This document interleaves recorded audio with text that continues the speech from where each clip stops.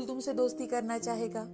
तुम सिर्फ और सिर्फ मन लगाकर अपनी पढ़ाई करो, बाकी की बातों पर ध्यान मत देना बेटा। दादी की बातों से मीनू अब बहुत ज्यादा प्रेरित हो जाती है और मन लगाकर अपनी पढ़ाई करने लगती है और धीरे धीरे वो फिर से अपने आप को काबिल बनाने लगी। मीनू मोबाइल के जरिए हर एक सवाल का जवाब ढूंढने लगी। दिन बीत रहे थे, लेकिन अभी तक स्कूल में मीनू से कोई भी बात नहीं कर रहा था। ऐसे ही एक दिन क्लास में एक नोटिस आती है, स्टेट लेवल पर क्विज कंपटीशन होने वाला है, तो स्कूल से सबसे होशियार बच्चे को ही भेजा जाएगा। जो भी इस कंपटीशन में पार्टिसिपेट करना चाहता हो वो स्कूल के बाद हॉल में आ जाए। ये नोटिस सुनते ही मीनू बहुत ज्यादा खुश हो जाती है और स्कूल के बाद हॉल में पहुंच जाती है। वहां जाते ही मीनू की टीचर मीनू को देख, मीनू तुम यहाँ क्यों आई हो? क्या जानती नहीं यहाँ तुम जैसी दिखने वाली लड़की की कोई जरूरत नहीं है। टीचर, यहाँ तो क्विज कंपटीशन की टेस्ट चल रही है ना, कि miss school of the year की। अच्छा, तो अब तुम मुझसे बहस भी करना चाहती हो। टीचर और मीनू की बात चल रही थी कि तभी स्कूल के प्रिंसिपल वहाँ आते हैं और वो मीनू से, अरे तुम मीनू हो ना? अच्छा किया, इस कंपटीशन के लिए अपना नाम लिखवा दिया। स्कूल का नाम रोशन करना बिटिया। चलो अंदर चलो। प्रिंसिपल के ऐसे कहते ही मीनू की टीचर की बोलती बंद हो जाती है और मीनू प्रिंसिपल के साथ हॉल में चली जाती है। वहाँ जाकर मीनू सबको अपने ज्ञान से चकित कर देती है। उसका ये टैलेंट देख मीनू को उसके चेहरे से नफरत करने वाला हर एक बच्चा उसकी ओर देखता ही रह जाता है। अब मीनू स्टेट लेवल पर होने वाली कंपटीशन में भी फर्स्ट आती है। मीनू के माँ पिताजी भी अपनी बेटी की तरक्की देख बहुत ज्यादा खुश हो जाते हैं। इस कहानी से हमें यह सीख मिलती है कि किसी की पहचान उसकी सुंदरता या गोरापन नहीं होता, इंसान की सही पहचान उसके दिल और दिमाग से होती है। श्रीरंगपुर नाम के गांव में हरिया नाम का एक किसान रहा करता था। उसकी पत्नी सुमति उसे खेतों में मदद कर दिया करती थी। हरिया के परिवार में उसकी बेटी सुधा और बेटा राम, ऐसे 2 बच्चे थे। उनका परिवार हंसी खुशी अपना जीवन व्यतीत कर रहा था। हरिया एक बार खेतों में जाने के लिए निकला तो सुमति हरिया से, सुनिए जी, आज घर लौटते समय राशन लेते आना, घर का सारा राशन खत्म हो गया है। ठीक है, मैं घर आते समय लेकर आऊंगा। आप आगे चलिए, मैं थोड़ी ही देर में घर के सारे काम कर खेतों में आती हूँ। अच्छा ठीक है। हरिया खेतों में जाकर अपने काम कर रहा था कि तभी सुमति वहाँ आकर उसे खेतों में मदद करने लगती है। कुछ ही दिनों बाद बारिश का मौसम शुरू हो जाता है। हरिया और सुमति खेतों में काम कर घर लौट आते हैं। उस दिन बहुत तेज बारिश थी और तेज बारिश के कारण सभी खेतों में पानी भर जाता है। खेतों में जो भी लगाया हुआ था वो सब खराब हो गया था। अब हरिया और सुमति के खाने के भी लाले पड़ने लगे। हाय रे मेरी फूटी किस्मत, इस साल खेतों में तो बाढ़ की वजह से सब चला गया। अब हम क्या करें? हमारा गुजारा कैसे होगा? मुझे भी यही चिंता खाए जा रही है। घर में राशन भी लगभग खत्म होने को है। सुमति, अब तो मैं किसी से पैसे भी नहीं मांग सकता, पहले ही कर्जा ले चुका हूँ। उन दोनों की बातें उनकी बेटी सुधा सुन लेती है और सुधा अपने पिताजी से, पिताजी, मैं आपके पैसों की तो कोई सहायता नहीं कर सकती, लेकिन मेरे पास एक अच्छा सुझाव है, शायद आपको पसंद आए। कैसा सुझाव बिटिया? हमारा तो दिमाग काम करना ही बंद हो चुका है, अब तुम ही बताओ कुछ। पिताजी, आपको याद है आपने एक बार घर में मटके में चिकन बनाया था, जो कि बड़ा ही स्वादिष्ट था। मैंने तो आज तक ऐसा चिकन कभी नहीं खाया। क्यों ना आप मटका चिकन बेचना शुरू कर दे, इससे हमारी सारी प्रॉब्लम खत्म हो जाएंगी। तुम्हारा विचार तो बहुत अच्छा है, मगर बिटिया हमारे पास इतने पैसे नहीं हैं और हम वो चिकन कहाँ बेचेंगे? यहाँ गांव में कौन हमसे मटन चिकन खरीदेगा? उनकी बातें सुन राम हरिया से कहता है, पिताजी, सुधा ठीक कह रही है।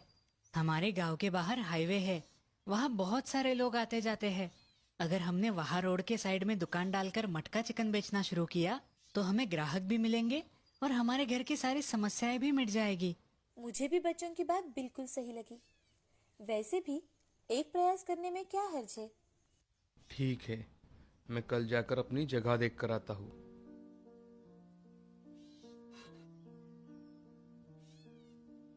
ये मेरे कंगन बेच दीजिए, उससे जो भी पैसे आएंगे उससे हम हमारा धंधा शुरू कर सकते हैं। हरिया को सुमति की बातें ठीक लगी। हरिया सुमति से कंगन लेकर उन्हें बाजार जाकर बेच देता है और उससे आए हुए पैसों से हाईवे पर एक अच्छी जगह देखता है और वहाँ पर एक बाम्बू लगाकर दुकान बनाता है। फिर घर आकर उसे खाना पकाने के लिए जो भी सामग्री चाहिए थी वो इकट्ठे करता है। सुमति हरिया की मदद कर देती है। गांव के चिकन वाले से हरिया चिकन लेकर अगले ही दिन से अपना दुकान शुरू कर देता है। आज उसका दुकान शुरू करने का पहला ही दिन था। तभी उस रास्ते से सरपंच जी वहाँ से घर जा रहे थे तो उनकी नजर हरिया पर जाती है। वो हरिया के पास आकर, अरे हरिया, ये कोई नया धंधा शुरू किया है क्या? खेती में कोई काम धाम नहीं है?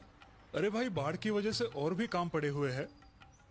हाँ सरपंच जी, वो सब तो पता है, मगर अभी खाने के लाले पड़ रहे हैं, इसलिए मैंने मटन चिकन बेचने का निर्णय लिया है।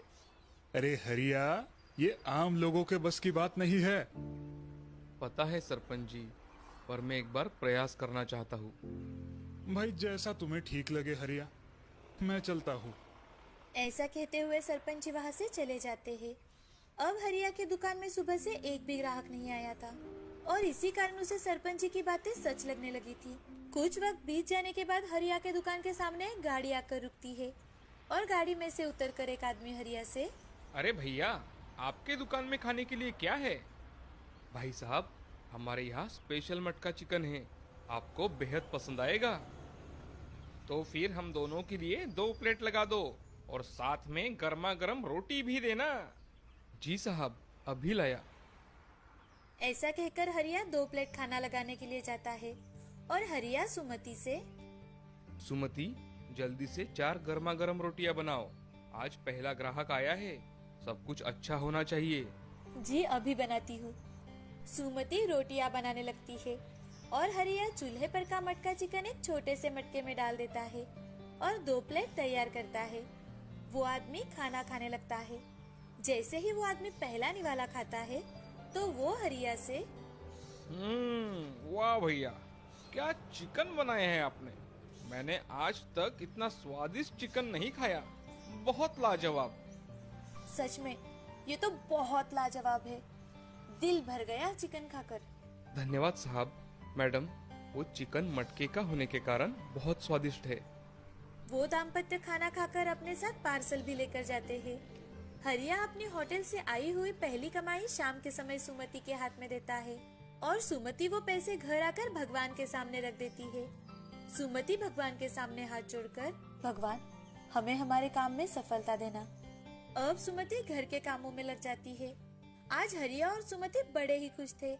अगले दिन दोनों ने जल्दी जल्दी सभी काम किए और फिर सुबह ही मटका चिकन दुकान पर तैयार रखा। आज कल के मुकाबले उनके दुकान पर कई ज्यादा लोग आए। ये देख हरिया बड़ा ही खुश था। तभी एक पहलवान दुकान में आकर, अरे भाई हरिया, जल्दी से 1 प्लेट मटका चिकन दो। मैंने सुना है यहाँ का मटका चिकन बहुत अच्छा है। अरे भाई साहब, आपने बिल्कुल सही सुना है, मैं अभी लाता हूँ, मुझे सिर्फ 5 मिनट दीजिए, मटका चिकन तैयार है।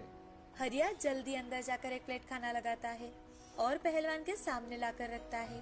पहलवान पेट भर खाना खाता है और खाना होने के बाद हरिया से, अरे हरिया भाई, क्या लाजवाब सब्जी बनाई है आपने, भाई मजा ही आ गया। धन्यवाद भाई साहब। ऐसा कहकर पहलवान पैसे देकर वहाँ से चला जाता है। अब दिन ब दिन हरिया का दुकान कम होटल बहुत अच्छी तरह से चलने लगा था। उसके दुकान पर ढेर सारे ग्राहक आने लगे थे।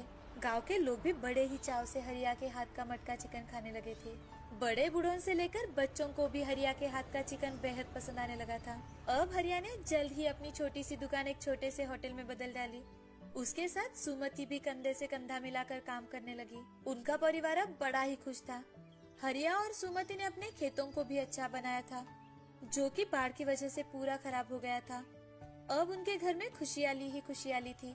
हरिया ने अपने आप पर भरोसा रखकर अपना काम पूरी ईमानदारी के साथ किया और अब वो गांव का एक प्रतिष्ठित व्यक्ति माना जाता था। हरिया जरूरतमंदों की हमेशा मदद कर दिया करता था। इस कहानी से हमें ये सीख मिलती है कि कड़ी मेहनत के बलबूते पर हम